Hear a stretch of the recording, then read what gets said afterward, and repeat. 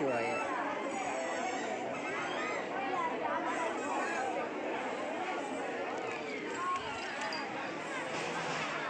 ஓம் நம சிவாய. திண்டுக்கல் மாவட்டம் கன்னிவாடியிலே வனதுர்க்கை என்ற இந்த திருக்கோயில் மிகவும் சீரோடும் சிறப்போடும் இருக்கிறது. இந்த நேரத்திலே சித்தர்கள் ஆசியோடு யாம் உறங்கிய நேரத்திலே அந்த வனதுர்க்கையே நீ வர வேண்டும்டா என்று இந்த நேரத்திலே யாம் மிகுந்து உறங்கிக் கொண்டிருந்தோம். ஏனென்றால் நேற்றைய தினம் இரவு உறங்கும்போது நான் 2 மணிக்கு மேலே ஆகிவிட்டது. ஆகையாலே இந்த சித்தர்கள் பயணங்கள் எங்களுக்கு சிறப்பாக இருக்கிறது. உலக நாட்டிலே அந்த யூடியூப் சேனலிலே சிறப்பாக எம்மை தேர்ந்தெடுத்த காரணத்தினாலே இந்த நேரத்திலே அந்த அயல் நாட்டிலே வாழும் இந்திய மக்களுக்காக இந்த எங்களுடைய பகுதியிலே வனதுர்க்கை என்று சொல்லுவோம். அந்த வனதுர்க்கை தாயே நீ இந்த இடத்துக்கு வர வேண்டும். சென்ற வருடம் நாங்கள் வருவோம்.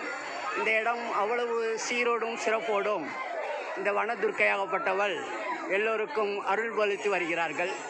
அது மட்டுமல்ல, இங்கே வரும் குழந்தையில்லா தம்பதிகளுக்கு குழந்தை கட்டாயம் கொடுத்து விடுவாள்.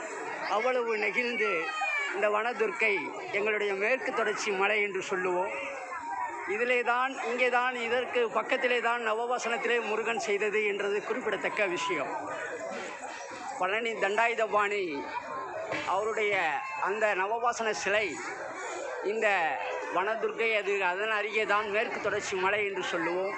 அது மட்டுமல்ல, நாயோடை நீர்த்தேக்கம் என்ற இந்த கிராம பகுதியிலே டேம் உள்ளது.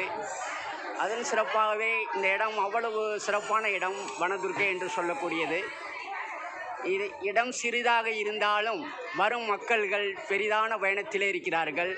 அதனாலே அவர்களுடைய குடும்பங்கள் எல்லாம் நீடோடி வாழ வேண்டும் என்று சித்தர்களும் சாதுக்களும் இந்த இடத்திலே இருந்தது. அது மட்டுமல்ல, அரண்மனையிலே ஜமீந்தர் என்று சொல்லுவோம். அவர்களெல்லாம் இந்த கோயிலின் அருகே வேட்டைக்கு செல்வதுண்டு. இந்த மலையின் பகுதி மேற்கு தொடர்ச்சி மலை, அதுதான் வனதுர்க்கை என்று சொல்கிறோம். ஆகையாலே இந்த நேரத்திலே இந்த வனதுர்க்கையின் ஆசியோடு எல்லோரும் அந்த குடும்பங்களும் இதை வழிநடத்துகிற அனைவரும் நல்லா இருக்க வேண்டும் என்று சொல்லிக்கொண்டு, எங்களுடைய சித்தர்கள் பயணங்களும் சிறப்பாக இருக்கும் என்று சொல்லிக்கொண்டு, இந்த ஆன்மீக சேனல் ரொம்பவும் சிறப்பாக இருக்கிறது.